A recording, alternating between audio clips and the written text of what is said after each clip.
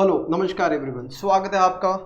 Welcome to world of costing. आज अगर हम बात करेंगे तो स्टैंडर्ड कॉस्टिंग का नेक्स्ट पार्ट करेंगे। रिकंसिलिएशन स्टेटमेंट आज अपना खत्म हो जाएगा, एक क्वेश्चन पेंडिंग है। So without wasting any time let's get started. तो let's start with reconciliation statement का एक क्वेश्चन जो है, चलो उसको खत्म करते हैं। जैसे कि आप देख सकते हो एक क्वेश्चन है यहाँ पे। आज हम जो करने वाले हैं ये that is question number 11। Reconciliation अपना खत्म हो जाएगा आज कंसेप्ट वाइज। ओके, तो सिक्स्थ क्वेश्चन सर शुरू, सिक्स पार्ट अपना ये जो भी का है स्टार्ट करते हैं इससे। ओके, तो आते हैं अपने वापस यहाँ पर। प्रीवियस लेक्चर में हम लोग ने ये क्वेश्चन किया था अपना। अब नेक्स्ट क्वेश्चन सर, कौन सा sir? Question number 11, reconciliation statement with limiting factor. तो क्वेश्चन नंबर 11 दे दो, आज तुमको झेल लेना है बस एक और ख़त्म अपना reconciliation. Question number 11। Okay, then नया कंसेप्ट शुरू होगा अपना, प्लानिंग वेरिएंस वगैरह। तो स्टार्ट करते पढ़ना। Trident Toys Limited manufactures a single product and standard cost system is followed. ठीक है ना, तो एक कंपनी है स्टैंडर्ड कॉस्टिंग फॉलो करती है। Standard cost per unit is as follow. Standard cost मतलब जो सोचा गया था वो कॉस्ट, टारगेट दिया गया था। सर देखो ना क्या क्या सर, मटेरियल लिखा है, लेबर लिखा है, वेरिएबल ओवरहेड लिखा है, फिक्स ओवरहेड लिखा है, स्टैंडर्ड प्रॉफिट लिखा है, और डेटा किस में है? यूनिट में है। यहाँ पे लिखा था, देखो कॉस्ट पर यूनिट लिखा था। अगर मैं आपको हाईलाइट कर रहा हूँ, कॉस्ट पर यूनिट दिखता है, ये cost per unit. Yes sir, आगे देखते हैं। तो सर एक काम करते हैं, मैं देखो आपको ये बोलता है सर ये कॉस्ट, ये कॉस्ट, ये कॉस्ट, ये कॉस्ट, इससे क्या मिल जाएगा मुझे? टोटल कॉस्ट मिल जाएगा। और सर टोटल कॉस्ट के अंदर अगर मैं प्रॉफिट ऐड करेगा तो क्या मिल जाएगा मुझे? सेलिंग प्राइस मिल जाएगा। कितना आता है सेलिंग प्राइस? कैलसी लो और निकालो। कैलसी लेके अगर आप लोग निकालेंगे आंसर तो कितना आएगा?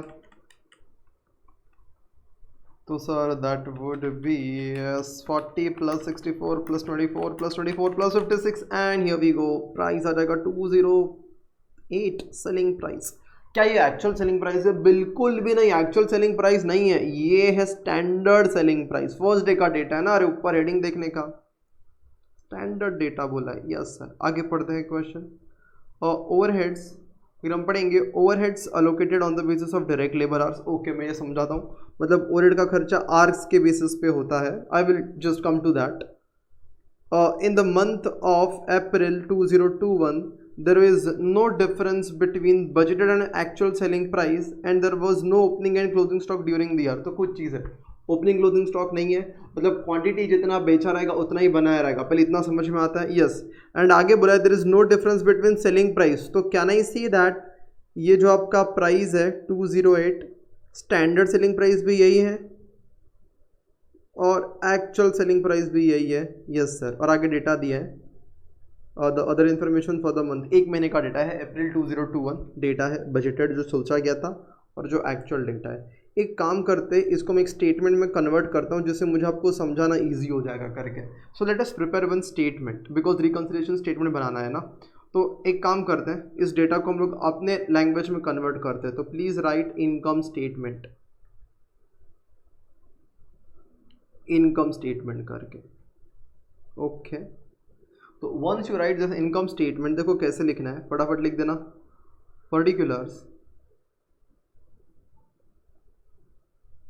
आफ्टर पर्टिकुलर्स दो कॉलम बना देंगे, एक बजट का, बजटेड डेटा क्या था, एक्चुअल डेटा क्या था, उसमें भी एक कॉलम टोटल का रहेगा और एक कॉलम पर यूनिट का रहेगा, एक कॉलम टोटल का रहेगा, एक कॉलम पर यूनिट का रहेगा। अभी अपने को यूनिट्स भी तो जानना है, तो एक काम करते हैं, बजट को थोड़ा सा साइड में लिख देते हैं, एक्चुअल को थोड़ा सा साइड में लिख देते हैं और बाद में यूनिट्स लिख देंगे। तो one column is for particulars, then this budget and then actual.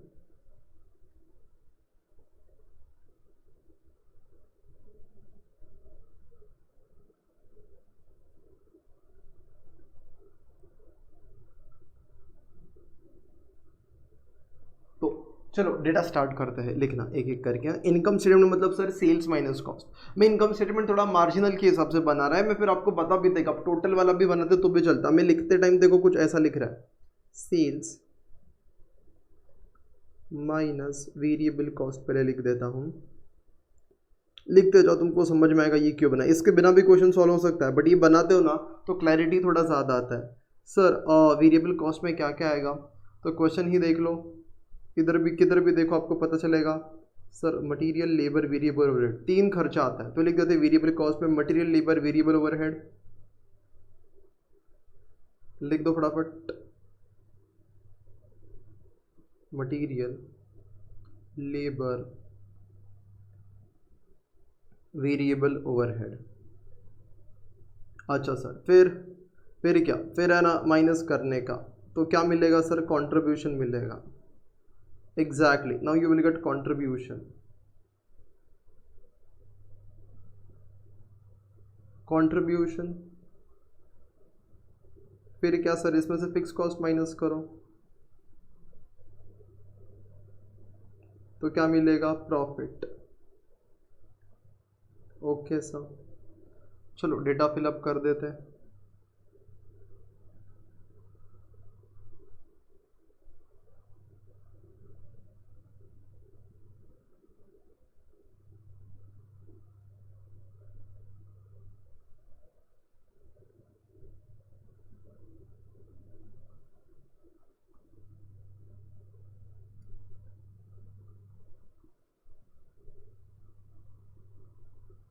अच्छा, तो now let's fill up the data. और सबसे पहले अगर हम बात करते, चलो डेटा भी कॉपी पेस्ट ही करना है, कोई दिमाग नहीं लगाने का अपने को। सबसे पहले देखो बजटेड डेटा देखते हैं, बजटेड। तो सर बजटेड डेटा में इसे 2000 यूनिट्स बना के बेचा है, तो मैं अभी लिख देता हूँ 2000। Let's write here 2000 units, these are units. Okay, then अगर मैं यहाँ पे देखता हूँ तो 1800 यूनिट है, तो 1800 यूनिट, इधर 2000 यूनिट्स, चलो लिख दो, इधर 1800 यूनिट्स लिख देते हैं। देन एक एक करके जो डेटा दिया है वो फटाफट लिखते हैं। डायरेक्ट मटेरियल 20,000 इंटू 4 करने का कितना आएगा सर, 20,000 इंटू 4 करेंगे तो 80,000 आ जाएगा, तो इधर लिख देता हूँ मैं 80,000। देन आगे 16,000 इंटू 8 करो, 16,000 इंटू 8 करो तो 1,28,000,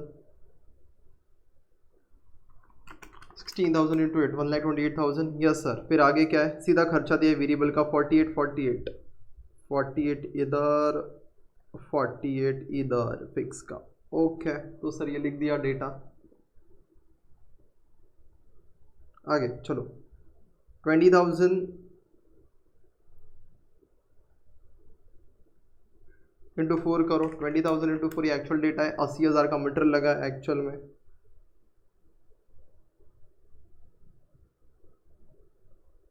देन आगे देखो 14,800 into 8, that would B 118400, 118400। Variable rate है 44,400 और आपका फिक्स ओवरहेड है 48,000। तो हैविंग डन दिस, इतना लिख दिया। और कुछ डेटा ही का ऐसा नहीं, अभी अपने को अपना दिमाग लगाने का है। मैंने अभी बोला था आपका सेलिंग प्राइस कितना आया था, 208 आया था सर। कैसे, ये सारी चीज़ों को ऐड करके, ये सारी चीज़ों को। और ये 208 कौन सा प्राइस था सर, स्टैंडर्ड वाला, देखो ये वाला 208 वॉज दिस। और उन्होंने बोला था sir there is no difference between standard selling price and actual selling price. देखो अगर मैं आपको रीड कराऊँ, there was no difference, there was no difference between standard selling price and actual selling price. तो ठीक है, having done this can we complete this statement, easily we can complete this statement. तो फटाफट complete करते हैं। 208 into 2000 करोगे तो 41,600 आ जाएगा, सॉरी 4,16,000 आ जाएगा। देन 1800 से करोगे तो 37,44,00,000 आ जाएगा।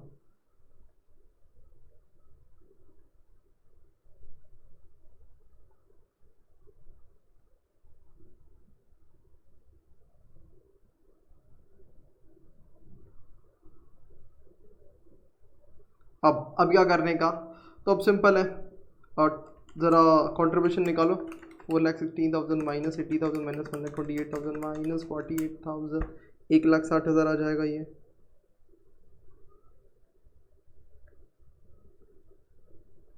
minus 48,000 that would be 1,12,000. अच्छा, इफ एट ऑल अगर मेरे को निकालने का cost per unit, profit per unit अगर चलो सबका ही पर यूनिट निकालना हो तो कितना आएगा सर? 80,000 डिवाइडेड बाई 2,000 करने का यूनिट्स जो है, तो सर ये 40 आ जाएगा, 1,28,000, तो ये 64 आ जाएगा, ये 48,000 बोलेंगे तो 24 आ जाएगा, 1,60,000 बोलेंगे तो ये 80 आ जाएगा, 48,000 मतलब 24 आ जाएगा, एंड 100 ये 56 आ जाएगा। सर क्या ये डेटा हमारे पास अवेलेबल था? हाँ अवेलेबल था। देखो 40 64 40 अगर आप देखोगे 40 64 24 देखो अवेलेबल था, 40 64 24, देन फिक्स कॉस्ट कितना था आपका? 24, वो भी था, प्रॉफिट 56, एवरीथिंग वाज देयर। तो स्टैंडर्ड वाला डेटा दे दिया था, but still I prepared. Now अगर हम आते हैं आपके यहाँ वाले डेटा पे, तो ये भी कर लेते हैं 3,77,400, पहले फिर भी कर लेता हूँ। Okay, minus 80,000 minus 118400 minus 44400, 1,00,000 minus 48,836। Yes sir, चलो पर रेट भी निकाल ही दो इसका, ये एक्चुअल वाला रहेगा। तो 80,000 डिवाइड बाई 1800 तो कितना आता है? 44.44। देख लेंगे इसको, ये निकालते नहीं तो भी ठीक है, पर चलो निकाल लेते हैं ना, 78 हो जाएगा ये।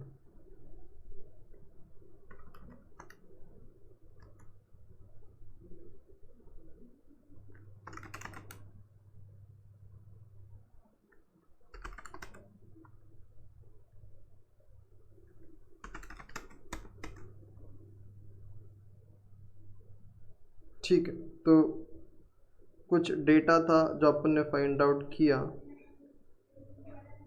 जाने तो इतना ब्रैकेट डालेंगे तो अननेसेसरली ये हो जाएगा। So this was the data which we did. Okay sir, now अभी ये किया ही क्यों सर अपन ने? टाइम पास समझाएगा तुम लोग को। ओके, तो अगर आप देखोगे तो ये वाला पार्ट अपना हो गया है।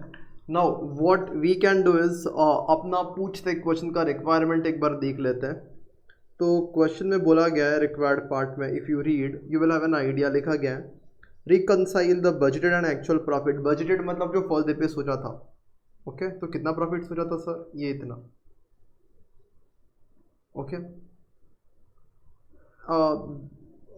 Actual profit with the variance, with the help of variances each of the following method, according to each of the following method. पहला है कन्वेंशनल मेथड। सर कन्वेंशनल मतलब बोलेंगे तो अब्जॉर्प्शन,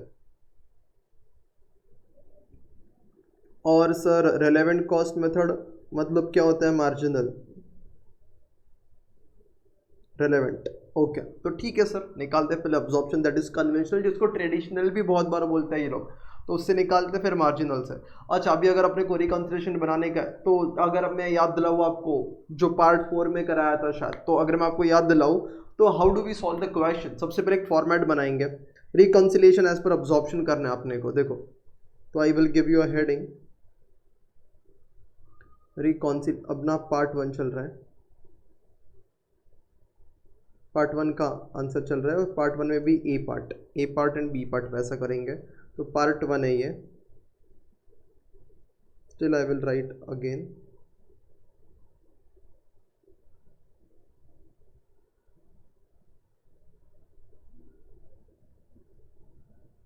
ओके, जिसमें लिख देंगे हम लोग, पहले ए पार्ट कर देते हैं हम। Yes, one first part,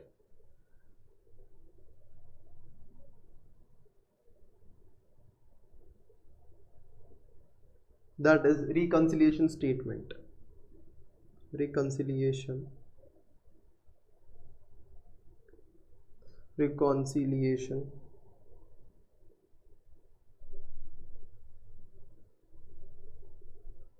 statement between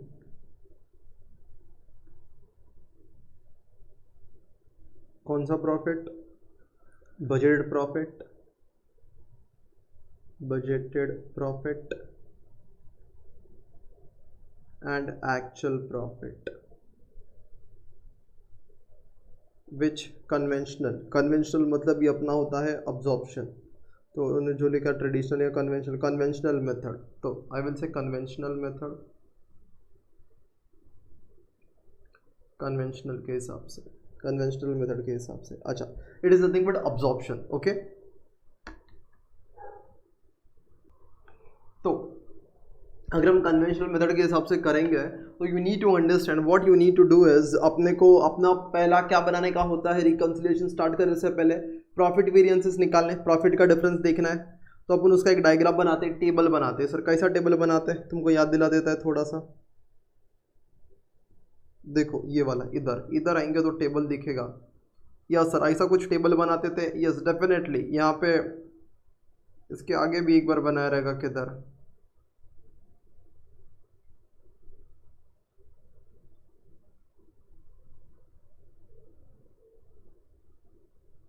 देखो ये ऐसा टेबल बनता है। आई एम जस्ट मैं एक बार ये कॉपी पेस्ट कर लेता है। देखो यही लिखा है, reconciliation statement between budgeted and actual profit. तो अपने को करना ही क्या है, अपने को ये टेबल को उठा के रख देना है। तो अपन ये टेबल लेके जाता है इधर से,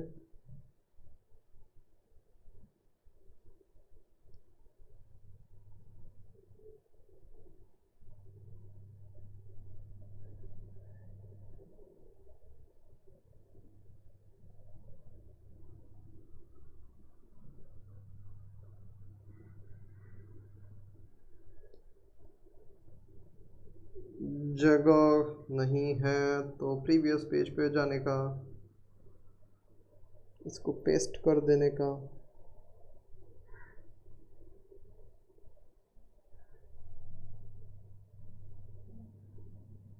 यस, चलो अब डेटा फीड करते जाता हूँ। थोड़ा सा यहाँ से डेटा पहले हटा देने का काम करते हैं।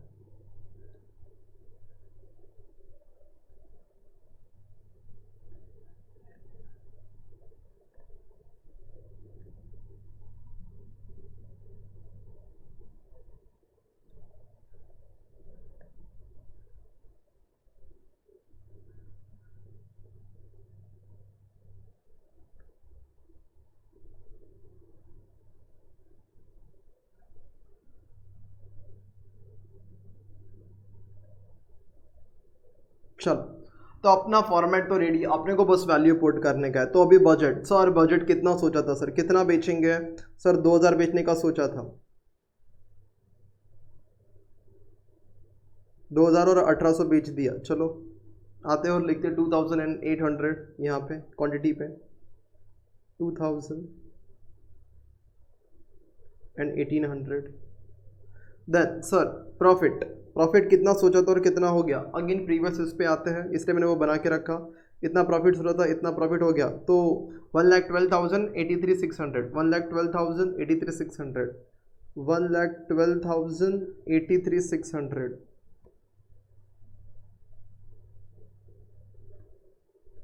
अच्छा सर, उसके बाद सर अगर हम यहाँ पे आते हैं तो सर सेलिंग प्राइस 208 था, 208 ही रहेगा, तो उसमें कोई टेंशन नहीं है। तो इधर आते हैं, 208 208 दोनों जगह पे सेम ही आ जाएगा, 208 208। सर कॉस्ट क्या सोचा था, अरे ये तो नेक्स्ट पेज पे चलेगा। I hope you are getting this, it is not that difficult. Okay, तो अगर हम यहाँ पर आते हैं तो you understand that sir cost कैसे आएगा। तो देखो कॉस्ट ऐसे आएगा, ये प्लस ये, तो sir 40 plus 64 plus 24 plus 24 that is 152। तो 152 was your expected cost. I will write over here. और हुआ कितने का खर्चा, तो ज़रा इधर आएंगे। एक काम करो, जो मैं बोलता है उससे अच्छा बेटर है, ये चीज़ और ये चीज़ ऐड करो। 80,000 plus 118400 plus 44400 plus 48,000 divided by, ये कितने यूनिट्स के लिए 1800 ना, तो डिवाइड बाय 1800, तो आपको कुछ 161.56 आएगा। तो मैं यहाँ पे आता है, बिकॉज ये फ्रैक्शन में है, तो 161.5556। बिकॉज डेसिमल ज़्यादा लोगे तो आंसर करेक्ट आएगा, अपन 4 डेसिमल लेता है। अच्छा, क्या ये और ये वैल्यू आ सकती है, हाँ सर क्यों नहीं आ सकती। 83,600 divided by 1800 that would B 46.44444, then 1,12,000 divided by 2,000 that would be 56।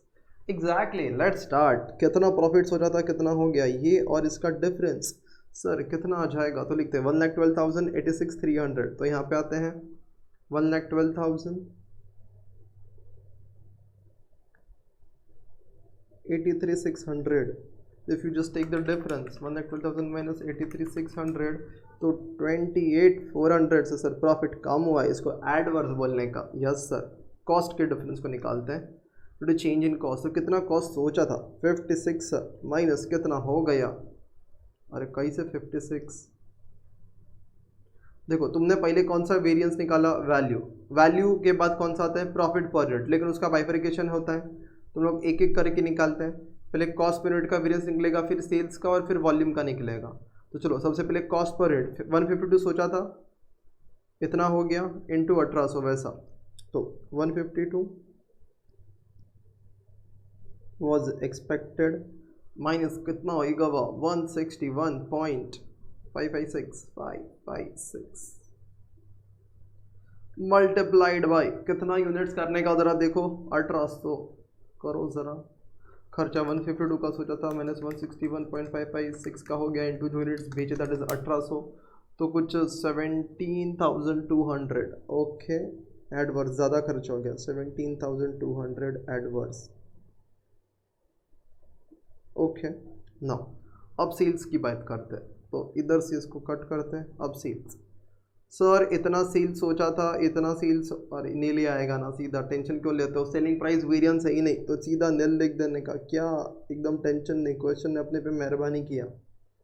Let's write nil. Now let's talk about profit volume variance. Okay what you will say, sir ये प्रॉफिट वाला डिफरेंस हो गया. यस अभी quantity वाला, sir इतना volume बेचना चाहिए था, इतना वॉल्यूम बेचा इंटू 56, तो हमें से 2000 minus 1800 into 56, that would be कम बेचा है ना, तो एडवर्स. चलो अब ये दोनों को ऐड करो, 17,200 प्लस 11200, यस 28,400 एडवर्स समझ में आता है. Exactly sir. नाउ मेरे को बताओ क्या इस वॉल्यूम के टाइप्स होंगे, क्या क्या क्या टाइप्स होते हैं, पहले ये तो याद होना चाहिए. हाँ सर पता है अपने को, याद है हम लोग को sir. Mix yield that is इसको हम लोग सब वॉल्यूम बोलते हैं. नहीं होएगा सर, क्यों क्यों नहीं होएगा, बिकॉज सर क्वेश्चन में एक ही प्रोडक्ट है, अगर दो होते तो हम करते थे. ओके क्या फिर सर इसके सब वॉल्यूम के दो पार्ट होंगे, मार्केट साइज मार्केट शेयर, नहीं होंगे बिकॉज क्वेश्चन में डेटा ही नहीं है. ओके तो इतना समझ में आता है. अब तो सेलिंग प्राइस वेरिएंस, तो ये वाला पार्ट इधर खत्म हो जाता है. लेकिन कॉस्ट, क्या कॉस्ट का बाइफर्केशन है इस क्वेश्चन में, है सर. मटेरियल अलग से दिया है, लेबर अलग से दिया है, तो चलो इसका बाइफर्केशन करेंगे. अब ये कैसा है, तो इसको तोड़ा जाएगा, material labour variable rate fix overhead करके, तो एक एक करके निकालेंगे. तो एक काम करते हैं, एक टेबल बना देते हैं. तो देखो अपन एक टेबल बना देता है. टेबल बनाने से भी पहले देखो मैं क्या करता है, यहाँ पे मैं देखो मैं ऐसा लिख देता है ये वेरिएंस को,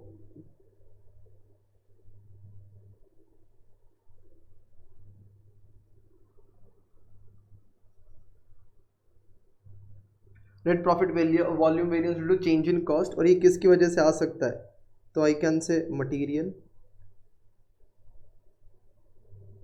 labour, material cost variance, labour cost, ये खाली अपने अंडरस्टैंडिंग के लिए, variable overhead cost variance, fix overhead cost variance. Yes sir.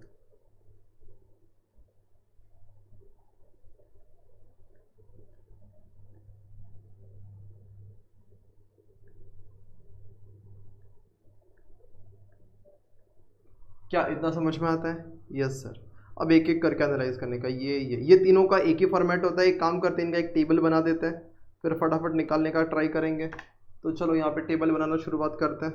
तो यहाँ पे अभी आएंगे अपने तीन वेरिएंसेस के लिए टेबल. तो टेबल के लिए ऐसा कुछ होगा,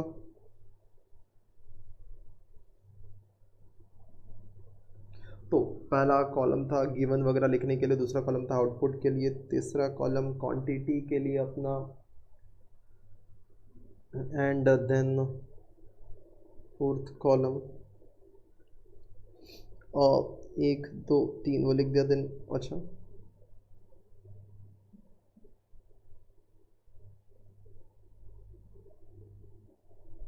अच्छा, अब मैं सोच रहा हूँ लिखूँ तो कैसे लिखूँ, तो कॉलम्स कितने बनाऊँ, एक सेकेंड, गिवन वाले में मतलब खाली टाइप बनाऊँ या रेट भी बनाऊँ करके, तो ज़रा देखते हैं वो बनाना चाहिए कि नहीं बनाना चाहिए। तो क्वेश्चन में डेटा है,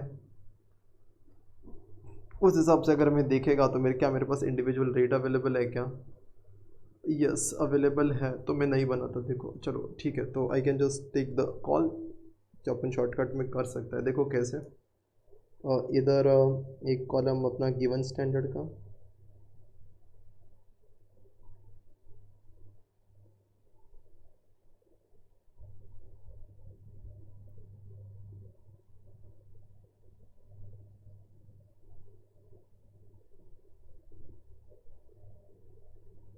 देन एक सेकेंड में पढ़ा के ओके, तो देखना ज़रा फॉर्मेट बना दिया है। अब फटाफट इसके अंदर लिख देते हैं, इसमें लिख देते हैं गिवन स्टैंडर्ड, इसमें लिख देते हैं कंपेरेबल स्टैंडर्ड, इसमें लिख देते हैं एक्चुअल्स, फिर इधर लिख देते हैं टाइप, इधर क्वांटिटी या तो आर्स, रेट या तो प्राइस बोलो, then cost ARs, same quantity या तो आर्स बोलो, रेट कॉस्ट, क्वांटिटी या तो आर्स, देन रेट बोलो या तो प्राइस बोलो, देन कॉस्ट करके। तो this columns are quite clear. This is finish goods, यहाँ पे हम लिखेंगे पहले मटेरियल एक ही है, लेबर देन वेरिएबल ओवरहेड। अच्छा देखो, अब अगर अपने को डेटा लिखना रहेगा तो सबसे पहली चीज़ यू कैन राइट लाइक एक यूनिट के हिसाब से लिखो है। चलो मैं एक यूनिट के हिसाब से डेटा दिया है, देखो ये स्टैंडर्ड फॉर 1 यूनिट करके डेटा दिया है, तो अपन उसके हिसाब से लिखता है एक यूनिट के हिसाब से। अगर फिनिश गुड्स एक ही बनाने का है, एक यूनिट बनाने का है, तो सर कितना रॉ मटेरियल लगेगा? तो सर बोला गया एक यूनिट के लिए 10 kg रॉ मटेरियल लगेगा, 10 kg। देखो 10 kg,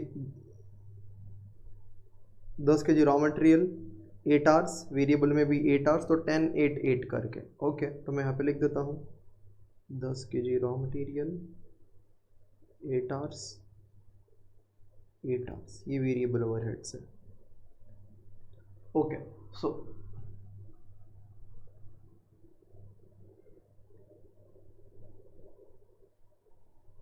ओके, तो यहाँ पे अगर अभी हम लिख दिया इतना, फिर रेट, इधर मैं रेट लिखता फिर इधर कॉपी करता, तो हम सीधे इधर ही लिख रहे हैं रेट कितना है सर।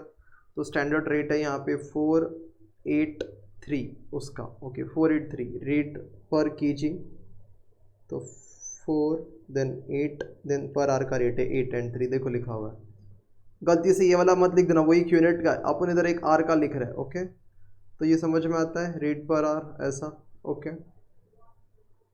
देन क्या है डेटा, मेरे को बताओ अपन ने कितना यूनिट्स बनाया है। सर अपन ने तो 1800 यूनिट बनाया, तो अपन क्या सोचेगा 1800 के लिए क्या खर्चा होना चाहिए था, इधर 1800 यूनिट्स के लिए क्या खर्चा होना चाहिए हो गया, वर्सेस 1800 यूनिट्स के लिए क्या खर्चा होना चाहिए था। क्या खर्चा हो गया, चलो फटाफट लिख देते हैं।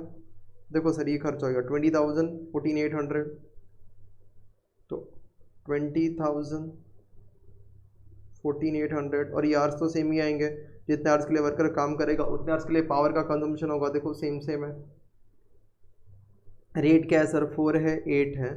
ओके, इधर का रेट दिया है 4, इधर का रेट दिया है 8, और सर इधर का रेट नहीं सीधा अमाउंट दिया है 44,400, तो इधर का अमाउंट दिया है 44,400। ठीक है नवदलेस, और कुछ डेटा है नहीं, दूसरा अपन निकाल लेंगे, ज़रूरत भी नहीं है। मेरे को बताया 20,000 इंटू 4 कितना आ जाएगा 80,000, then 14,800 into 8 that would be 11,840, 14,800 और ये डिवाइड करना पड़ेगा 44,400 डिवाइड बाय 14,800 कितना आ जाएगा 3 आ जाएगा। तो सर ये 3 आ जाएगा एग्जैक्टली। नाउ अगर मुझे ये निकालना हो, एक यूनिट के लिए 10 घंटा लगता है, तो 1800 के लिए कितना, तो मल्टीप्लाई बाय 1800 कर देना हर एक को, तो 1800 इंटू 10 दैट वुड बी 18,000,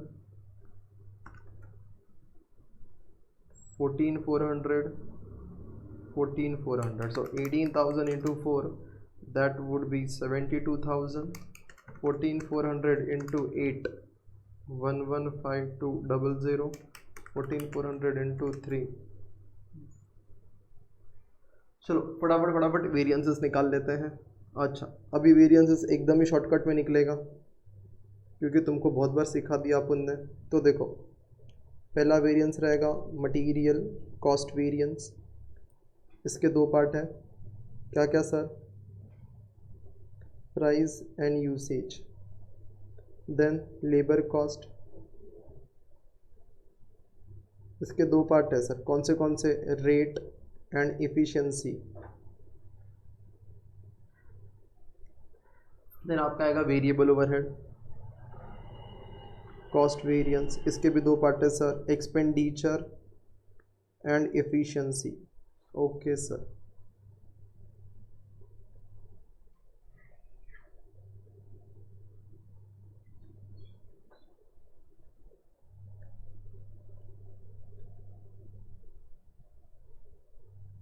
चलो वैल्यू निकालना स्टार्ट करते। पहले कॉस्ट वेरिएंस, कितना खर्चा होना चाहिए था और कितना हो गया?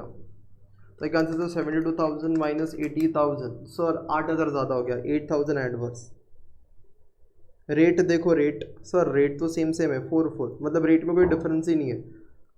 प्राइस बोलो, रेट बोलो या एक्सपेंडिचर बोलो, सर नील है। क्यों?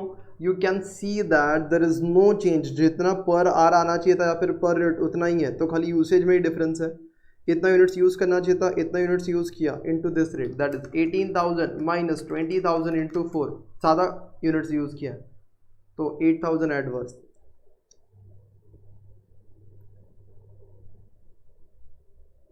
या तो तुमको दिमाग लगाना हो ना तो तुम एक समझ जाओ। चलो पहले लेबर कॉस्ट वेरिएंस निकालो सर, 115200 माइनस 118400, 3,200 एडवर्स, 3,200 एडवर्स, ये भी 3,200 ही आएगा, तुम कर लो। क्यों? बिकॉज रेट वेरिएंस नील है। Then 43,200 minus 44,400 that is 1,200 adverse. ये भी आराम से आप देखोगे तो 1,200 एडवर्स ही आएगा। कर लेना तुम अपने एंड पे कैलकुलेशन चाहिए तो। देखो, तो अगर आप देखोगे यहाँ पर तो ये कैलकुलेशंस करने के बाद अभी सर कौन सा खर्चा बचा है, देखो मैं आपको बताता है सर, ये 8,000 आ गया। देखो अगर मैं इधर टर्न करता है, 3 वैल्यूज हैं,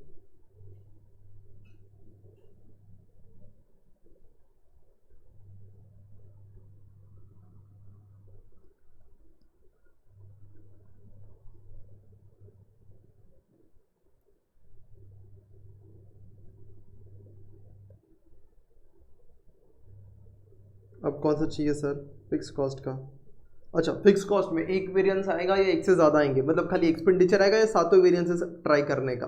तो सर हम ये क्वेश्चन किससे सॉल्व कर रहे हैं? सर हम ये क्वेश्चन ऑब्जॉर्प्शन के हिसाब से सॉल्व कर रहे हैं। तो ऑब्जॉर्प्शन मतलब वो रिकवरी रेट निकलेंगे, और रिकवरी रेट निकलेंगे मतलब वो अपना वाला ही फॉर्मेट आएगा, बड़ा वाला। तो चलो अभी हम लोग कर रहे हैं fix overhead variances, fix overhead variances. Let's start with this. ये कैसे सॉल्व करते हैं? तो सिंपल है, इसको बनाने के लिए पहले अपना एक फॉर्मेट बना देने का, फिक्स ओवरहेड वेरिएंसेस लिख दिया, यस सर, फिर लिख देने का पर्टिकुलर्स, देन फिर लिख देना होता है बजट, फिर लिख देना होता है एक्चुअल।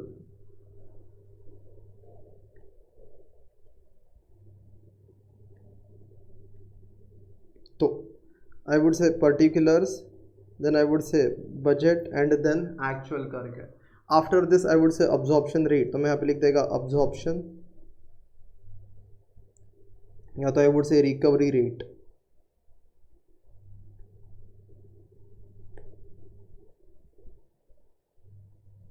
अच्छा ना, फिर हम लोग यहाँ पे क्या लिखते हैं सर? ओवरहेड्स, कितना सोचा था खर्चा, और इसके लिए फिर कितना यूनिट्स बनाएंगे, कितना दिन काम करेंगे। पूरे क्वेश्चन में डेज का डेटा नहीं, तो मैं ओ यू के बाद डी हटा देता हूँ, सीधा आर्स लिख देता हूँ। आर्स पेड वर्क डे क्या आएगा, बिकॉज क्वेश्चन में आइडल आर्स नहीं है, तो इतना ही डेटा रहेगा अपना।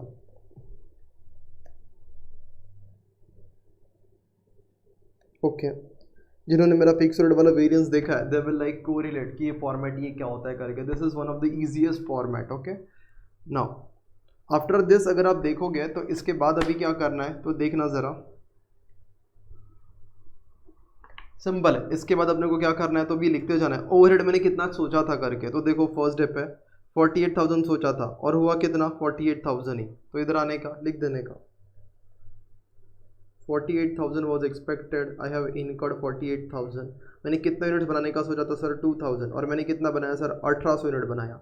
मैंने कितना आवर्स काम करने का सोचा था, याद रखना ये मंथ का डेटा है, एक मंथ सेम होता है ओवरहेड्स के लिए, इतने मंथ में इतना होना चाहिए था, इतने मंथ में इतना हुआ। और मैं अगर मैं मंथ की बात करता है तो मुझे बताओ मैंने एक महीने में कितना काम फर्स्ट डे पे सोचा था, ये फर्स्ट डे वाला है और ये है लास्ट डे वाला। तो मैंने सोचा था फर्स्ट डे पे मैं 2000 यूनिट्स बनाएगा और हर यूनिट के लिए कितना टाइम लगता है मुझे, मैंने सोचा था मैं 8 आवर्स लेगा करके। तो I thought I will work for 16,000 hours, please understand this, 16,000 hours. I will produce 2000 into 8 hours लगेगा उसके लिए, तो 16,000 आवर्स लगेगा। याद रखना ये वाला आवर्स और ये वाला आवर्स अलग होता है करके, वो ये जो आवर्स होता है ये लास्ट डे पे निकलता है। इस आउटपुट के लिए कितना लगना चाहिए था, लेकिन फिक्स तो आउटपुट पे डिपेंड ही नहीं करता, तो ये फर्स्ट डे वाला होता है 16,000 आवर्स। अच्छा तुमने कितना काम किया सर, 14,800 आवर्स के लिए काम किया, तो यहाँ पे लिख देते हैं 14,800 आवर्स। चलो 1 यूनिट इज इक्वल टू कितना rupees, 1 hour is equal to कितना रुपीज़, तो चलो निकालते हैं। और ये हमेशा किसके ऊपर निकलता है,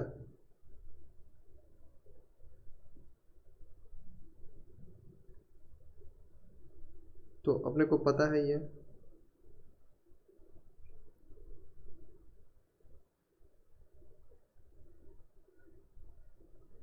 तो ये हमेशा अपना अब्जॉर्प्शन रेट बजट के ऊपर निकलता है। फर्स्ट डे पे 48,000 का खर्चा सोचा था, 2000 यूनिट्स बेचेंगे तो रेट कितना आ जाएगा सर 24। देन 48,000 का खर्चा सोचा था, 16,000 आवर्स के लिए काम करेंगे, रेट क्या आ जाएगा 3। अब तो वेरिएंसेस निकालना है, वो तो काम इजी है एकदम। पहला वेरिएंस कौन सा है सर, पहला वेरिएंस है fix overheads cost variance.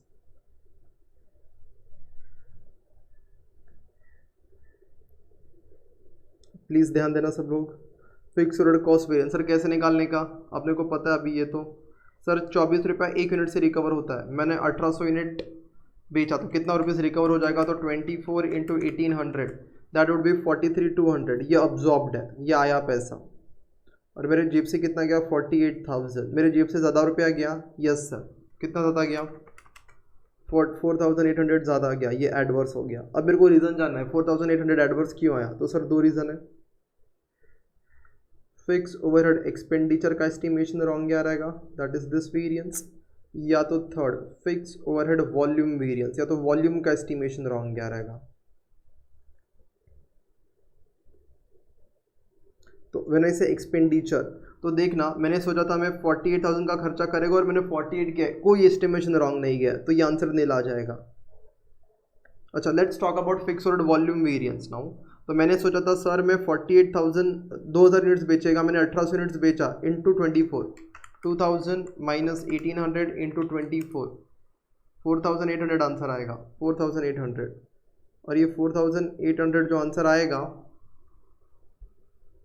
Okay लिख देते हैं ना, वैसे भी वो कैलेंडर और कैपेसिटी के लिए जगह नहीं रहने वाला है, तो I can say 2000 minus 1800, 2000 I was expecting, I have sold 1800, मैंने कम बेचा है, सीधा मेरे को पता है आंसर एडवर्स आने वाला है, कम बेचा है तो। और हर यूनिट का कितना रुपया 24 रुपीज़ है, सो 200 इंटू 24 दैट केम टू 4,800। देखो ना वही आंसर आएगा ऊपर वाला।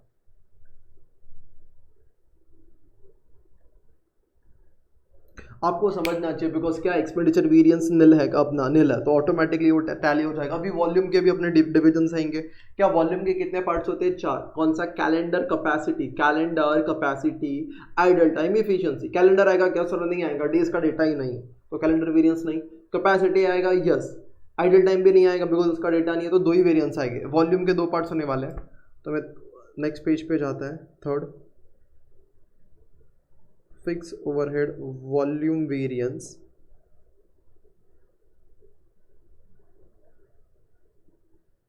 let me divide this into things, 2 parts.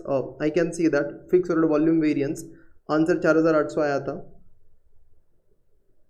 जिसके 2 रीज़न, या तो फिक्स ओवरहेड कैपेसिटी चेंज हो गया रहेगा, दैट इज कैपेसिटी वेरिएंस, या तो फिफ्थ फिक्स ओवरहेड का वॉल्यूम चेंज हो गया रहेगा, नॉट वॉल्यूम, वॉल्यूम का ही तो पार्ट है, इफिशियंसी, वेरिएंस, ये अब्जॉर्प्शन है इसलिए इतना सारा आ रहा है। फिर क्या,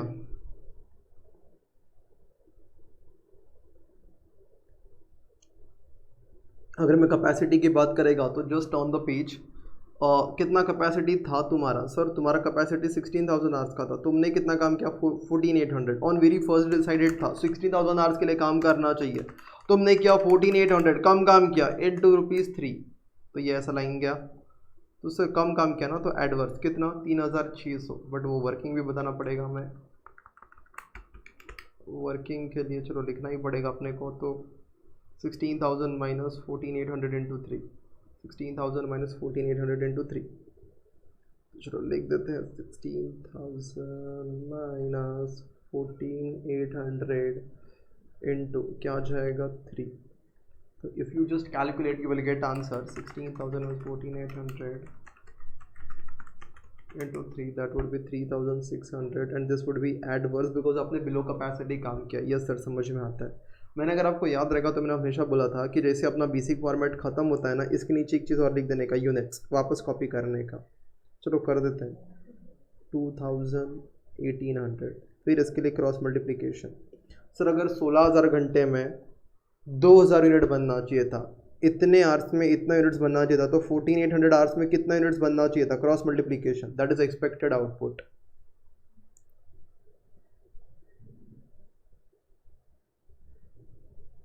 expected units,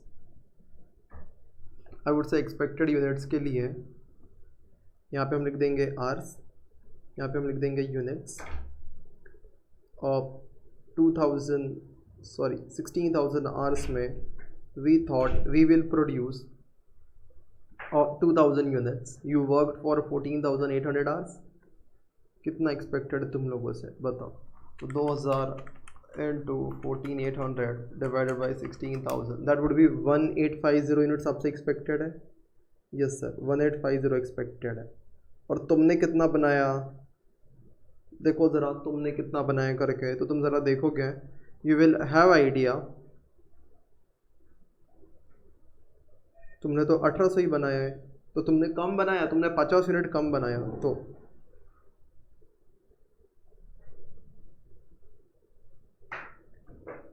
actual units you produced 1,800 units, तो आपने 50 कम बनाया है, तो यहाँ पे हम 50 यूनिट्स लिख देंगे विच इज़ लेस है, और बिकॉज ये यूनिट्स कम बना है तो रिकवरी रेट भी किसका आना चाहिए, पर यूनिट का आना चाहिए, और पर यूनिट का रिकवरी रेट फर्स्ट डे पे कितना है ज़रा देखना, तो फॉर यूनिट 24 है, यूनिट है ना, तो 24 का रेट है, मल्टीप्लाई कर दो 24, तो 50 into 24 that comes to 1,200 adverse, because आपने कम बनाया है यूनिट्स 50, तो उसका नुकसान हो गया ये एडवर्स। ज़रा ऐड करो ये दोनों, 3,600 प्लस 1,200, 4,800 ऊपर टैली होता है। Yes sir, done done and dusted, that's it. So we can say that अपना फिक्स रेट वाला पार्ट हो गया। अभी बचता ही क्या है, ज़रा आते हैं, सारी चीज़ हो गई क्या? हाँ सर, तो प्रॉफिट में डिफरेंस कितना आया था सर, इतना आया था। इसके दो रीज़न, ये सेल्स कॉस्ट चेंज हो गया तो ये, और सेल्स की वजह से ये कर दिया था। फिर हमने बोला सर ये कॉस्ट है, तो कॉस्ट को भी डिटेल में एनालाइज किया, मटेरियल लेबर ओवरहेड। अच्छा फिक्स रेट कॉस्ट का लिखा ही नहीं है ना आंसर, ज़रा देखते हैं कितना है आपका फिक्स रेट कॉस्ट का। आंसर है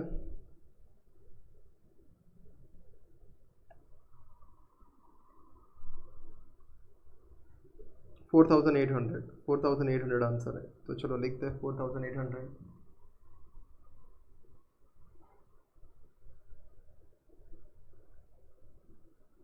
एडवर्स, चलो इसको टैली करते हैं, adverse adverse adverse adverse add करो, ऊपर का ऐड होता है क्या बराबर 8,000 plus 3,200 plus 1,200 plus 4,800, exactly 17,200 tally होता है अपना, तो कोई टेंशन की बात ही नहीं है। अभी अपने को क्या बनाने का, स्ट्रेस, देखो जब भी क्वेश्चन आता है रिकंसिलिएशन का 3 स्टेप में डिवाइड करने का, पहला स्टेप टेबल बनाने का, वो अपन ने बना दिया था अच्छे से, ये एक बार बन गया फिर टेंशन ही नहीं।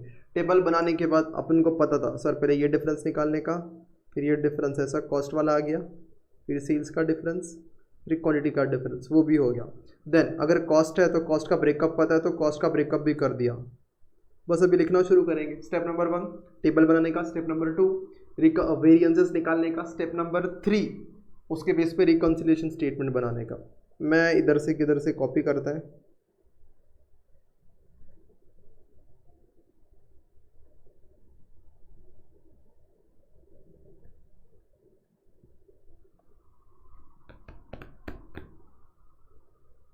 तो ये है अपना रिकॉन्सिलिएशन स्टेटमेंट जो अपन कॉपी करेगा। तुम बना दो आराम से।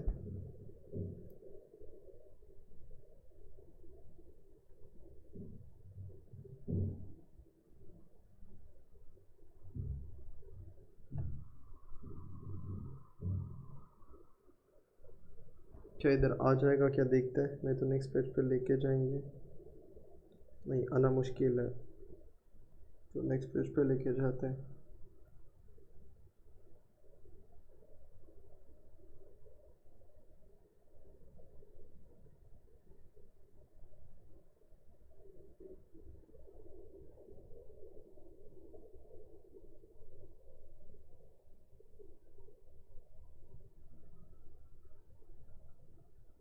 देखो अभी बस डिलीट करना है कुछ चीज़ें। देखो reconciliation statement between budget and actual as per absorption, तो वो तो लिखा ही है।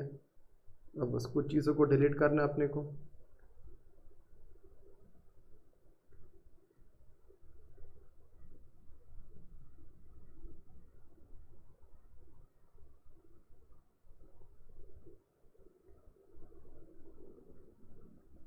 चलो अब क्या, अभी तो तुम भी फिलअप कर ही सकता है करके, ओके, तो इसमें कोई ऐसा टेंशन वाला बात नहीं है।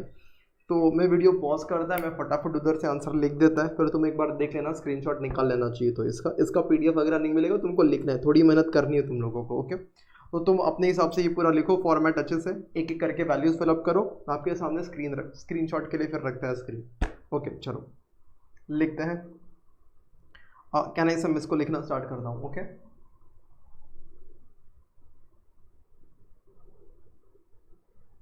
तो इसको लिखना शुरू करता हूँ, ओके। तो स्टेटमेंट बन गया, you can just take a screenshot और फिर आप आराम से लिखते रहो तो भी चलेगा। एक बार स्क्रीनशॉट ले लेना। ये अपना सेल्स तक का पार्ट है जिसका आपको स्क्रीनशॉट लेना है। अच्छा, फिर ये कॉस्ट वाला पार्ट शुरू हो जाएगा, और फिर इसका अच्छे से स्क्रीनशॉट लेना है कॉस्ट वाले पार्ट का। So this shall be the better thing. अच्छा, और एक दूसरा पार्ट है अपना, that's it. So we can see that we are done with this part अपना जो था। अब अपन करेंगे नेक्स्ट वाला पार्ट जो हमें अभी करना है। देखना अभी क्या करना है हमें। अगर हम देखेंगे तो सर अभी अपना अब्जॉर्प्शन के हिसाब से हो गया, अभी किसके हिसाब से करने का, मार्जिनल। अच्छा, मार्जिनल के हिसाब से करने का तो टेबल अपना अलग बनता है, यस हमें पता है सर। मैं लेके आता हूँ उस टेबल को, मैं थोड़े चेंजेस कर देता हूँ उस टेबल में, तुम देखो फटाफट करो। तो देखना ये वाला टेबल जो मैंने कभी बनाया था, मैं लेके जाता हूँ उधर और फिर इसमें नेसेसरी चेंजेस कर देता हूँ, ओके। तो मैं जस्ट कॉपी पेस्ट कर देता हूँ फटाफट।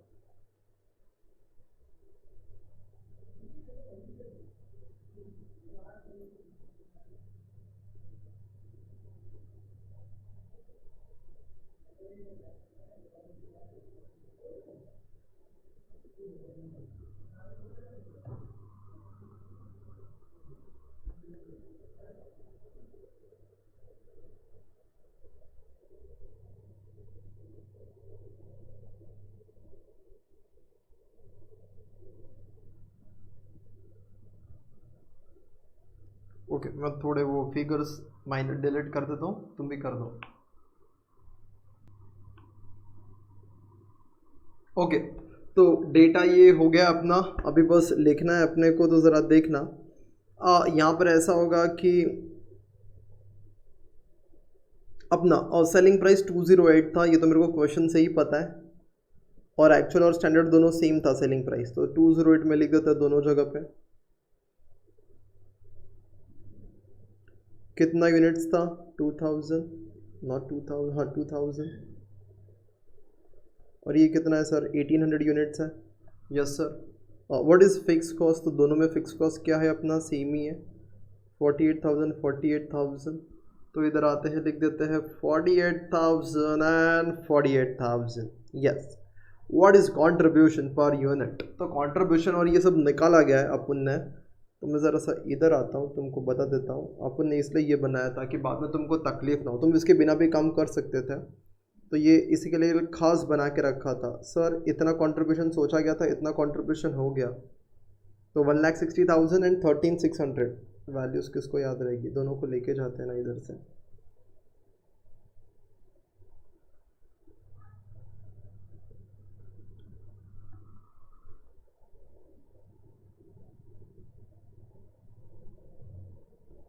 तो 1,60,000 का कंट्रीब्यूशन सोचा था, इधर लिख देता हूँ.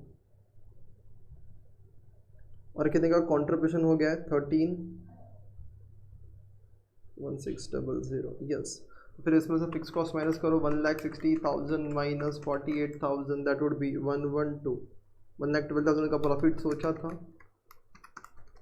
और हुआ कितना 83,600 का. Yes sir. अब एक काम करो, कंट्रीब्यूशन पर यूनिट पे निकाल ही लो ना, लगे हाथ. तो सर 1,60,000 डिवाइडेड बाई 2,000 तो 80 आ जाएगा. Yes sir. इधर 1,1600 डिवाइडेड बाई 1,800 बेकार से कुछ आ जाएगा 73.1111. Okay, what will be your variable cost. Again ये किधर निकाला था.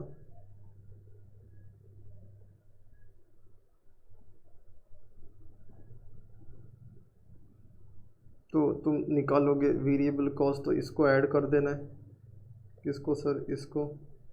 तो कर दो 40 + 64 + 24 128 आ जाएगा. Yes sir. तो वेरिएबल कॉस्ट 128 आ जाएगा. इधर वाला एक काम करो, वैसे तो इसको भी ऐड कर सकते हो, बड़ा फ्रैक्शन से, तो एक काम करो इसको ऐड करो. 80,000 + 118400 + 4440. और ये जो टोटल वेरिएबल कॉस्ट है डिवाइड बाई कितना यूनिट से 1800. तो डिवाइडेड बाई 1800 करो तो कितना आ जाएगा सर. तो आ जाएगा तुम्हारा आंसर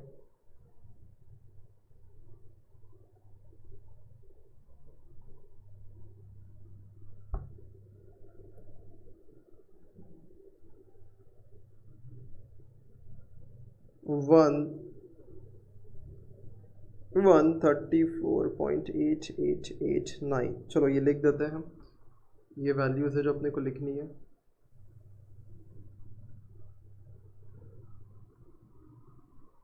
तो यहाँ पर आना है और लिखना है. पहले 128 लिखना है आपका वेरिएबल कॉस्ट. आप चेक भी कर सकते हो सर. 208 माइनस 128 कितना आता है ऊपर 80 का कंट्रीब्यूशन आता है. देन 134.8889 134.8889 ज़रा कैलसे पे करो. 208 माइनस 134.8889 तो कितना था 73.111. ओके, तो this is also something which tallies. अब अपना बेसिक सीधा कितना प्रॉफिट हो रहा था, कितना हो गया. तो सर इतना प्रॉफिट हो रहा था, इतना प्रॉफिट हो गया. चलो निकालो डिफरेंस. तो 1,12,000 का प्रॉफिट सोचा था, कितना कमा लिया सर 83,600.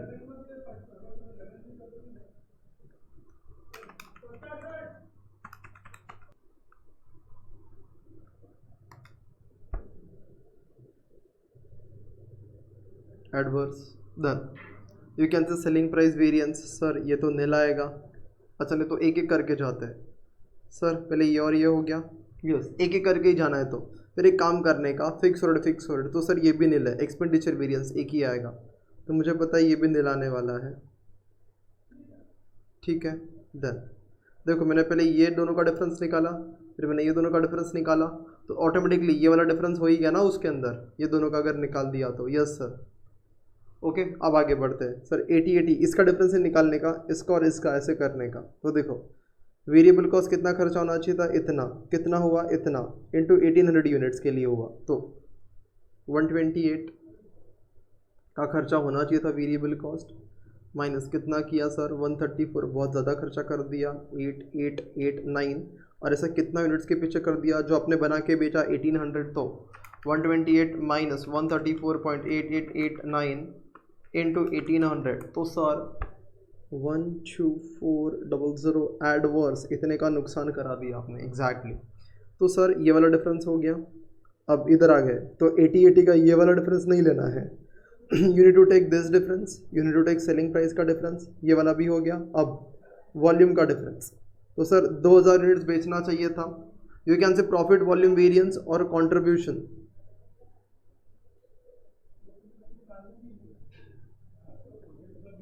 मार्जिन वेरिएंस, प्रॉफिट, तो यहाँ पे अगर हम बात करेंगे इसकी तो कितना आएगा sir 2000 minus, you need to understand it would be like this. तो करते हैं 2000 माइनस 1800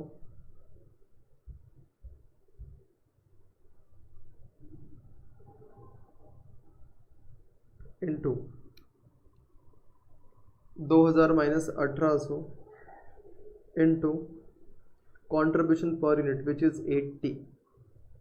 तो calculate 2000 minus 1800 into 80, 16,000 and this would be adverse because आपने कम यूनिट बेचा है, 200 यूनिट्स कम बेचा है करके। ओके, नेवरदलेस इतना होने के बाद ज़रा क्रॉस चेक कर देते हैं ना भाई, टैली होता है कि नहीं होता। तो ये तो नील नील है, तो सर इसका कोई टेंशन की बात नहीं है। एक काम करो, दोनों को ऐड कर दो।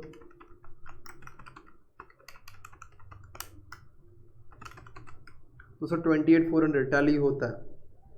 अब मैं बात करूंगा तो किसका बाइफर्केशन आएगा सर, ये वेरिएबल कॉस्ट वाले का। इसमें मटेरियल लेबर वेरिएबल ओवरहेड ये निकालने की ज़रूरत नहीं है, ये ऑलरेडी अपन ने निकाल के रखा है। तो ये ऑलरेडी अपन ने निकाल के रखा है। तो मैं काम करता हूँ, मैं अभी reconciliation statement as per marginal बना देता हूँ, तुम फिर वो कॉपी पेस्ट कर लेना, स्क्रीनशॉट ले लेना। So I have prepared a statement, just cross check एक बार, स्क्रीनशॉट ले लेना इसका, it is as per marginal. Okay, then please try at your end एक बार, बट स्क्रीनशॉट ले लो। ये फर्स्ट वाला पार्ट, इसके बाद आगे देखेंगे तो सेकंड वाला पार्ट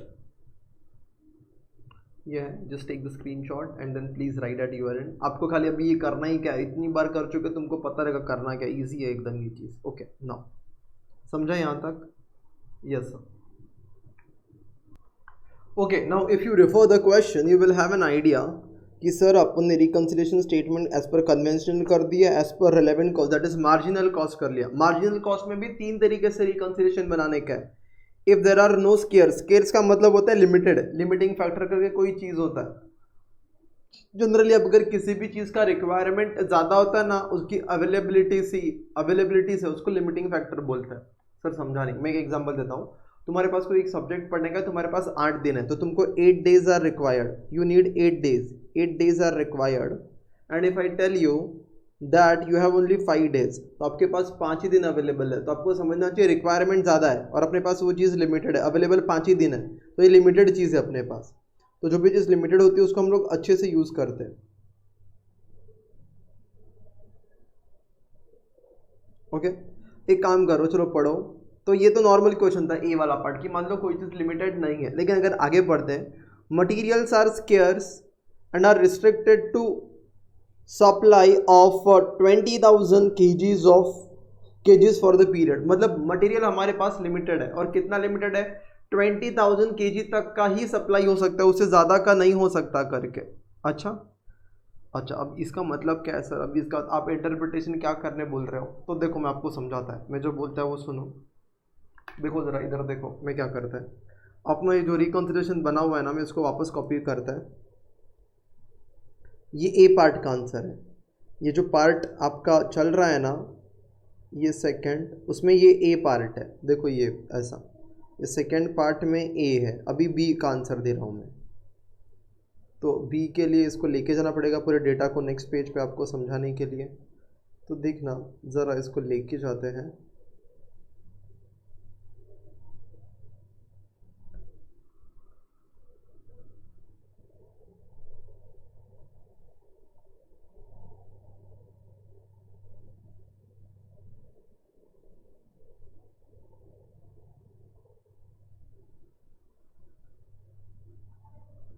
ओके, ये लेके जाने के बाद अब हम बी पार्ट कर रहे हैं, तो इधर मैं बी लिख देता हूँ। ओके सर, समझा, बहुत हैवी भी रहेगा, थोड़ा रेस्ट कर लो चेतो और वापस आ जाओ इधर ध्यान देने के लिए। अच्छा, अब मैं देखो क्या बोलता है, हम बी पार्ट कर रहे हैं, जहाँ पे क्या लिमिटेड है, यहाँ पे अगर मैं लिखने जाऊँ तो where the question which B part अगर मैं पढ़ेगा तो इसके अंदर क्या लिमिटेड है, देखो मैं वापस पढ़ेगा। Materials are scarce and restricted to supply of 20,000 kgs of raw material for the period. मतलब मैं ये बोलता हूँ अपने वाले क्वेश्चन में इधर अगर मैं बात करेगा, अच्छा तो ये फॉर्मेट कॉपी करने के बाद मैं ये बोल रहा हूँ कि अभी मैंने सेकेंड पार्ट का आंसर देना है आपको, ये वाले पार्ट का, तो मैं इसके लिए बोल रहा हूँ मटेरियल अपने पास लिमिटेड है 20,000 kgs तक। तो मैं आपको ये बोलता है, अब सुनना ज़रा एकदम ध्यान से, मैंने कॉपी पेस्ट कर लिया ए पार्ट का जो आंसर था उसको वापस। अब मैं जो बोलूँगा उसको ध्यान से समझना, क्या बोल रहा हूँ सर, देखो देखो ज़रा ध्यान से सुनना और समझना। मेरे पास कितना केजी रॉ मटेरियल है 20,000 और मैंने प्लान बना दिया था मैं कितना बेचेगा 2,000 यूनिट्स। अब सोचने वाली बात है, I was having only 20,000 kgs of raw material. I thought I will produce 2,000 units. Exactly. किसने काम बेकार किया? देखो क्या पूरा रॉ मटेरियल यूज़ हुआ है क्या? यस, पूरा रॉ मटेरियल यूज़ हुआ है। कितना केजी रॉ मटेरियल यूज़ हुआ है? 20,000 केजी रॉ मटेरियल यूज़ हुआ है। लेकिन 20,000 केजी रॉ मटेरियल यूज़ होने के बाद यूनिट्स कितना बना है? 1800। अब मैं आपको पूछता, आप सेल्स मैनेजर के पास गए थे, आपने उसको ब्लेम किया था, क्या ब्लेम किया था? तेरे को बोला था भाई 2,000 बेच, तूने 1800 बेचा, बहुत गलत काम किया, तूने वॉल्यूम बिगाड़ दिया, 2,000 का 1800 बेचा, 200 कम बेचा, ऐसा बोले थे। देखो इधर सोल्यूशन में देख सकते हो, तुम इसको बोले थे ना, तो तेरी वजह से, बिकॉज वॉल्यूम में ये हुआ है, तेरी वजह से नुकसान हुआ है 16,000 का, ऐसा उसको बोला। अब मैं क्या बोलता है, देखो सेल्स मैनेजर क्या बोलेगा, सर मैं बेचने के लिए रेडी था, मैं 2,000 बेच देता, अगर बनता तो, बना ही नहीं। क्यों नहीं बना? बिकॉज मटेरियल लिमिटेड था।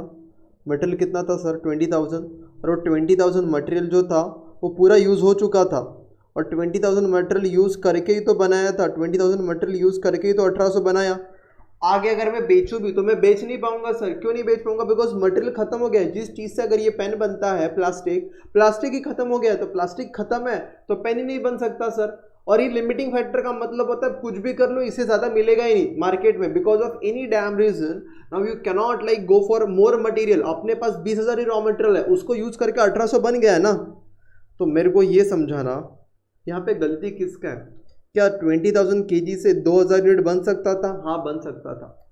20,000 kg से 1800 बनाया और पूरा मटेरियल खत्म हो गया, अभी कुछ बचा नहीं है। तो इसमें गलती, अगर 2,000 यूनिट की जगह पे 1800 यूनिट बेचेंगे तो 1800 बेचा है, तो इसमें 16,000 का लॉस दिख तो रहा है तुम्हें। एग्जैक्टली 16,000 का लॉस दिख रहा है। लेकिन ये जो लॉस है ना, ये सेल्स मैनेजर की वजह से नहीं हुआ। वो बोलेगा सर बनाया ही नहीं। किसने नहीं बनाया? प्रोडक्शन मैनेजर ने नहीं बनाया, तो उसने वेस्टेज ज़्यादा किया, उसकी गलती है। तो ये वेरिएंस को इधर लाया जाएगा। समझ में आता है आपको लॉजिकली क्यों? मतलब standard costing is nothing but responsibility accounting. जो रिस्पॉन्सिबल है ना उसको बर्डन देने का, खाली कैलकुलेट करके छोड़ नहीं देने का। No, logically understand for volume you can not blame sales manager. Understand why. As a sales manager आप बोलोगे बनेगा तो बिकेगा, नहीं बनेगा तो नहीं बेचेगा।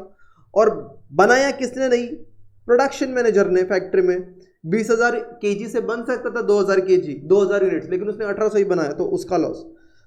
तो उसको बोलेंगे वो he is responsible for that. Okay, so in that case 16,000 plus 8,000 24,000। तो इधर देखो 24,000 आ जाएगा। अब यू अंडरस्टैंड दिस लॉजिकली, तो इधर मैं 24,000 लिख देता हूँ। एडवर्स, इसको रिस्पॉन्सिबल ठहराया गया। ये एक चेंज है बस, दैट्स इट। इधर अभी नील आ जाएगा। Neel, sales manager is not responsible for this. क्या आपको ये चीज़ समझ में आती है? देखो ज़रा क्या है, खाली इतना ही चेंज है, पूरा स्टेटमेंट सेम है, खाली वो ऊपर का फिगर नीचे आ गया अगर आप देखोगे तो, और कोई भी चेंज नहीं है। अच्छा, तो you need to understand that जो अपना 200 यूनिट कम बिका है ना, और 2,000 की जगह पे 1800, उसके लिए रिस्पॉन्सिबल कौन है? यूसेज वाला, तो उसको ब्लेम करने का। समझता है? Okay sir. अब बात करते हैं बी के बाद सर सी की। देखो यहाँ पे सी वाले पार्ट की, labour hours are limited and available hours are only 16,000 hours for the period. Labour hours limited है, जैसे ये अभी आवर्स इतनी अवेलेबल है। कितने? अभी मटेरियल वाला हो गया, अभी खाली लेबर वाले में सोचो। वर्कर्स अपने पास जितने थे, हम लोग ने आवर्स वगैरह काउंट किया, इतने ही आवर्स काम कर सकते थे। अच्छा एक काम करते हैं, अभी स्टेटमेंट 3 बनाते हैं, बिकॉज रिकंसिलिएशन देखो कैसा पूछा है, 3 बार पूछा है। एक बार नो लिमिटिंग फैक्टर, अगर मटेरियल लिमिटेड है तो, और लेबर लिमिटेड है तो लेबर वाली के लिए भी आ जाते हैं यहाँ पे। अब इसको कॉपी पेस्ट में करके नेक्स्ट पेज पे लेके जाता हूँ। अच्छा अब ध्यान से सुनना, अब अगर लेबर लिमिटिंग फैक्टर है और कितना लेबर आवर्स हमारे पास अवेलेबल है 16,000, तो देखो मैं क्या बोलता है, फर्स्ट आपने सेल्स मैनेजर को बोल दिया अपने पास 16,000 आवर्स है, उससे सबसे टारगेट बन गया 16,000 आवर्स में कितना बनता है, 2,000 यूनिट बनता है करके, इट वॉज सेट। मेरे को बताओ 2,000 यूनिट्स बन के बिक सकता था कितने आवर्स में, 16,000 आवर्स में, और ये लिमिटिंग फैक्टर था, साल खत्म हो गया। मेरे को बताओ पूरे 16,000 आवर्स यूज़ हुए हैं या नहीं हुए हैं? सर नहीं हुए हैं, खाली कितने यूज़ हुए, 14,800। ओके 14,800 आवर्स यूज़ हुए हैं, क्या और आवर्स बाकी थे? यस। मतलब अब सेल्स मैनेजर ऐसा बोल सकता है क्या कि सर मैंने 1800 यूनिट, क्या मैं तो 2,000 भी बेचता, लेकिन सर वर्कर ही अवेलेबल नहीं थे। वर्कर अवेलेबल थे, अभी तक वर्कर पूरा खत्म नहीं हुआ है, मटेरियल तो पूरा खत्म हो गया था 20 का 20, लेकिन लेबर खाली 14,800 आवर्स यूज हुआ है। मतलब आपको समझता है और 1200 घंटे अवेलेबल था। मतलब अगर सेल्स मैनेजर अगर बेचना चाहता तो बोलता कि बेचने का, तो ये बना के भी देता करके, बना के दे सकता था अपने को, लेबर थे अपने पास करके। देखो ऐसा मत बोलो मटेरियल, ये एक अलग चीज है। अभी हम खाली लेबर लिमिटिंग फैक्टर करके, इट इज नॉट कि दोनों, एक तो पहले में लिमिटिंग फैक्टर कुछ भी नहीं था, ए वाले पार्ट में, बी वाले में खाली मटेरियल लिमिटिंग फैक्टर था, सी वाले में खाली लेबर लिमिटिंग फैक्टर है। तो कैन आई से दैट इसमें मेरे को बताओ सेल्स मैनेजर का गलती है या नहीं? क्या सेल्स मैनेजर ऐसा बोल सकता है कि सर लेबर खत्म हो गया था, वर्कर लोग के पास टाइम नहीं था, इसलिए मैं बेच नहीं पाया, उन्होंने बाय नहीं, मैंने बेचा नहीं? ऐसा नहीं होगा। प्रोडक्शन मैनेजर आके बोलेगा सर हमारे वर्कर थे, खाली थे, 1200 घंटा और काम कर सकते थे, लेकिन ये बेच नहीं पा रहा था ना, इसलिए हमने बनाया नहीं करके। समझ में आता है? ये बेच नहीं पा रहा था इसलिए हमने नहीं बनाया करके। तो वो पूरा बर्डन आप बोलोगे कि इसके ऊपर ही जाना चाहिए, किसके ऊपर जाना चाहिए? लिमिटिंग फैक्टर है यहाँ पे लेबर, तो आप बोलोगे सर पूरा बर्डन सेल्स मैनेजर के पास है, वही रहना चाहिए। देखो बर्डन सेल्स मैनेजर के पास है सर कितना है, 16,000 का, लेकिन मॉड्यूल का कुछ सोच अलग है। हो सकता है तुम्हारे में उससे अग्री नहीं करो, but I don't want to contradict the module का सोल्यूशन करके। इफ यू रेफर मॉड्यूल तो that is given in the solution, but module क्या बोलता है, मैं क्या बोलता है, पूरी गलती सेल्स मैनेजर की भी नहीं है। जो चीज़ लिमिटेड है ना उसको अच्छे से यूज़ करना चाहिए, और इसमें थोड़ा सा गलती किसका है, जो चीज़ लिमिटेड थी उसको गलत तरीके से यूज़ किया है। किसने? प्रोडक्शन मैनेजर ने। सर कैसे गलत तरीके से यूज़ किया? देखो मैं बताता है।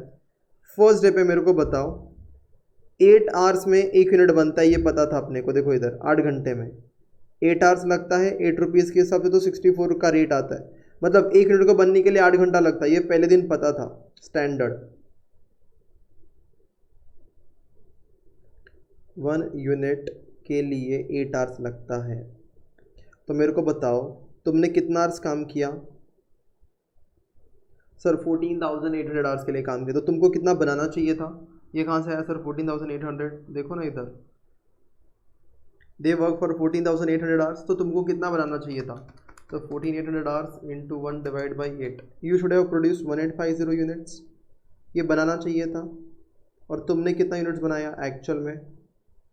सर हमने 1800 ही बनाया, तो तुमने 50 कम बनाया ना।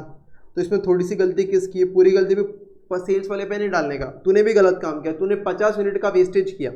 तू चाहता तो इतने आवर्स में 14,800 आवर्स में तू बना सकता था। कितना बना सकता था? 1850। तूने कम बनाया, तो तेरा भी थोड़ा बहुत गलती, तो थोड़ा सा वॉल्यूम का बर्डन इसके ऊपर भी जाएगा। That is something which ICI wants to say. You and me can think differently for this matter, but what I want to tell you is something जो इंस्टीट्यूट बोलता है करके। तो 50 यूनिट प्रोडक्शन मैनेजर बना सकता था, लेकिन उसने नहीं बनाया, इतना वेस्ट हो गया। ये बनता तो बिकता था, लेकिन ये नहीं बना पाया। तो सर हर यूनिट का कंट्रीब्यूशन का लॉस कितना होता है? अभी हम लोग मार्जिनल कॉस्टिंग में तो इनटू वॉल्यूम को किस प्राइस से करते, देखना वॉल्यूम वेरिएंस जब निकालते हैं, तो जब हम मार्जिनल कॉस्टिंग में वॉल्यूम वेरिएंस निकालते हैं, देखना हम लोग इनटू क्या करते हैं, 80 करते हैं, बराबर है। तो मैं यहाँ पे बोलेगा 50 यूनिट तूने कम बनाया और हर यूनिट के पीछे 80 रुपीज़ मिलता था, तो तेरी वजह से 50 इंटू 80, 4,000 का लॉस तेरी वजह से है एडवर्स, जो शिफ्ट किया जाएगा। टोटल 200 यूनिट कम बिका है मार्केट में, तो इसको 2 पार्ट में डिवाइड करेंगे। अभी बोलेंगे sir 50 unit and 150 unit. 50 unit into 80, ये प्रोडक्शन मैनेजर के लिए जाएगा, एंड 150 इंटू 80 दैट इज 12,000, ये अपना सेल्स मैनेजर के पास रहेगा। तो अब वो जो ये दोनों को ऐड करोगे 16,000 बनता है, तो 16,000 पूरा इधर नहीं रहेगा, इधर कितना आएगा सर, 12 ही आएगा, 12,000 एडवांस, और शिफ्ट हो जाएगा इधर इफिशिएंसी प्रोडक्शन मैनेजर के पास। 3,200 को कट करने का, 3,200 प्लस 4,000 कितना आएगा, 7,200 आ जाएगा, 7,200 एडवर्स हो जाएगा। एक बार देखना ज़रा आपका कितना आ जाएगा, ये 7,200 आ जाएगा करके, एंड हियर वी गो, अपना सोल्यूशन ख़त्म होता है। ज़रा ध्यान से अगर आप देखोगे, अगर इसको आप स्क्रीनशॉट लेना है, so this is first part solution. अच्छा एक चीज़ थोड़ा सा चेंज कर देता हूँ, ये सी पार्ट का आंसर है जहाँ पे लेबर लिमिटेड है, and I just dictated you something which institute thinks I may have a different opinion but I don't want to contradict institute करके, तो उससे अलग नहीं बोलता मैं कुछ, नहीं तो एग्जामिनर तुमको रॉन्ग दे देगा आंसर करके। Okay, so this is the part where we are done with this. Now what is the second part? वो लोग ने बोला है सेकंड पार्ट में क्या बोला है, comment on the efficiency and responsibility of the sales manager for not using scarce resources. तो उसकी रिस्पॉन्सिबिलिटी बताओ सेल्स मैनेजर की, वैसा कमेंट मतलब लिखना अपने को, कमेंट्स करके लिखेंगे, और क्या देखते हैं।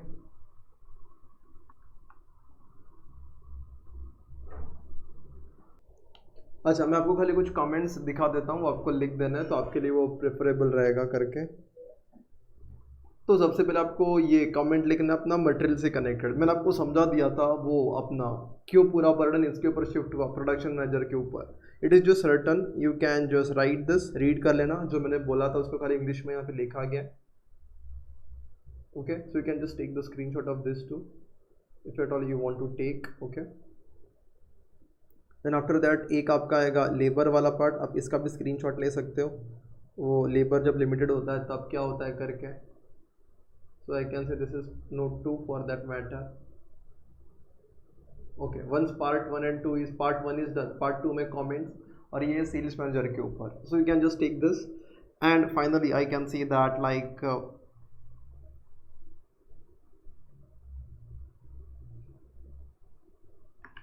done, that's it। so वो comments थे, you just need to read those comments कि सेल्स मैनेजर की रिस्पॉन्सिबिलिटी उसी के लिए होती है जितना वो सील नहीं कर पाया करके, तो उसका कमेंट भी मैंने आपको लिखा दिया सेकंड पार्ट का।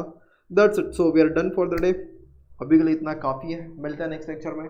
और नेक्स्ट लेक्चर में अभी हम लोग करने वाले planning variance and this operational variance which is something quite interesting, जहाँ पे हम परचेस मैनेजर प्रोडक्शन मैनेजर से बातें करेंगे वापस, और फिर रहेगा अपना इंटरप्रिटेशन वाला पार्ट फाइनली। तो जल्दी अपना ये सेशन खत्म हो जाएगा।